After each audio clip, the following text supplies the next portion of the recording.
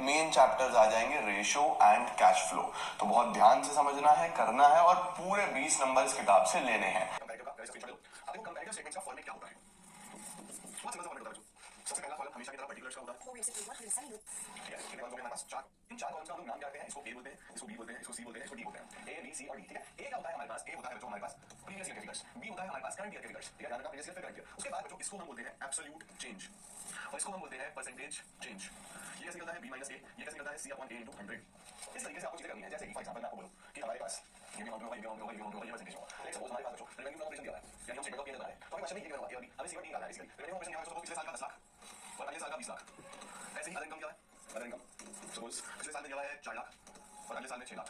ठीक है, फिर हमारे पास टोटल रेवेन्यू आ जाएगा। टोटल रेवेन्यू में से टोटल 10 और 4 14 20 and 6 26। ठीक है, फिर आप एक्सपेंसेस ले लो।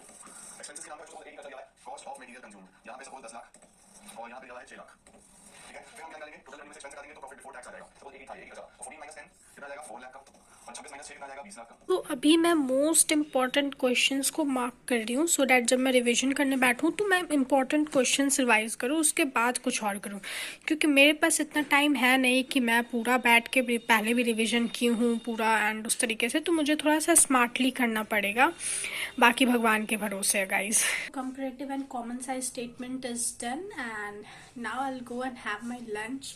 रटना है इकोनॉमिक्स का चैप्टर, मैं रटना ही बोलूँगी भाई। इंडियन इकोनॉमिक डेवलपमेंट करना पूरा थ्योरी है, तो उसमें जो जो इम्पोर्टेंट चीज़ें होंगी मतलब पूरा ऐसे पहले तो रीड करूंगी, क्योंकि मैं रीड नहीं की हूँ। एनसीईआरटी रीड करना ज़रूरी है थ्योरी चीज़ों के लिए, तो रीड करती हूँ फिर रटूंगी। एंड आज का टू डू लिस्ट में इतना ही है, और अगर जल्दी हो गया सब कुछ रट वट ली, पूरा चैप्टर कर ली, तो कुछ और भी कर लूँगी। गाइस फाइनली मेरे माताजी पिताजी मुझे कहीं जाने का परमिशन दिए हैं, और वो है मेरी सखी के घर।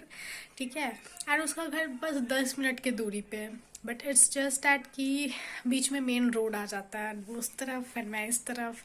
ठीक है, थोड़ा सा अंदर में, तो they never allow me to go there. ठीक है, इट्स लाइक कि मेरे पिताश्री को इतना है कि वो मुझे जाने ही नहीं देते हैं, एंड अगर जाने देंगे तो वो खुद मुझे कार से लेके जाते हैं एंड लेके आते हैं, बट ही इज़ नॉट अभी यहाँ पे।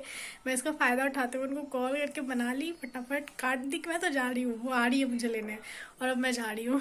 करते करते इतना वो वी शुड थोड़ा बहुत चिल भी। तो फाइनली बहुत दिन बाद, मुझे लगता है कि मैं अक्टूबर में लास्ट उसके घर गई थी, बर्थडे के समय उसके बाद मैं नहीं गई हूँ। बहुत दिन बाद आज आई एम गोइंग, एंड बहुत अच्छा धूप वगैरह किया है, तो we will relax and chill. बहुत सारा गप्पा मारेंगे जैसे हम मारते हैं, एंड चुगलीस करेंगे जैसे हम करते हैं, तो मज़ा आ जाएगा।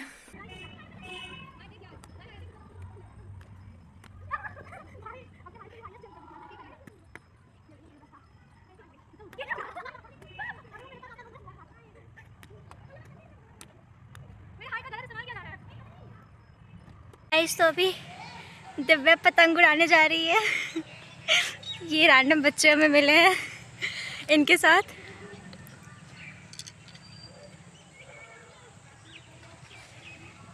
गाइस हमारा पतंग उड़ चुका है। दीदी कहाँ चढ़ी हुई है? यहाँ से चढ़ के वहाँ, और दिव्या दीदी कूदने वाली है। कैसा लगा? अब मैं आई एम बैक। मैं अपनी फ्रेंड के घर से आ चुकी हूँ, एंड अभी शाम के 6 बजने वाले। मैं अराउंड 3 बजे तक चली गई थी। मेरा प्लान था कि मैं इंडियन इकोनॉमिक करूँगी, लेकिन इतने दिनों बाद, लिटरली अक्टूबर के बाद, उसका बर्थडे 4th को था, उसके बाद मैं आज गई, तो ऑब्वियसली मौका मिला तो छोड़ना। आई एम बैक, एंड अब मैं चलो इंडियन इकोनॉमिक अपना शुरू करने जा रही हूँ without any further delay.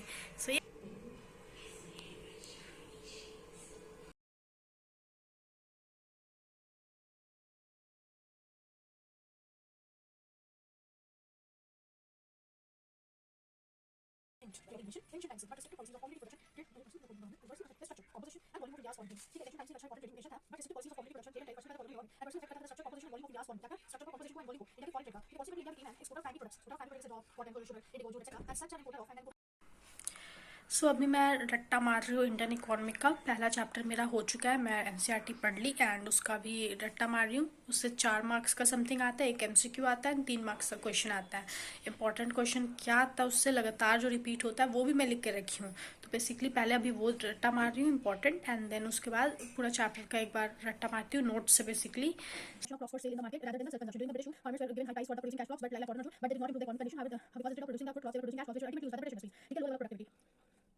Low level of productivity, low levels of technology, lack of irrigation facilities, over-utilization of the fertilizers resulted in low level of productivity. The cultivator had neither the means or nor an incentive to invest in agriculture. The cultivator had the means nor incentive to invest in agriculture. Zamindari had no roots in the villages, while the British spent little on agriculture, technical or mass education. Zamindari had no roots in the villages, while the British spent little on agriculture, technical and mass education. Okay, all this made it difficult to introduce modern technology, which was a perpetually low level of productivity. All this made it difficult to introduce modern technology, which was a perpetually low level of productivity. ठीक है, तो low level of productivity, scarcity of investment. India's agriculture was facing scarcity.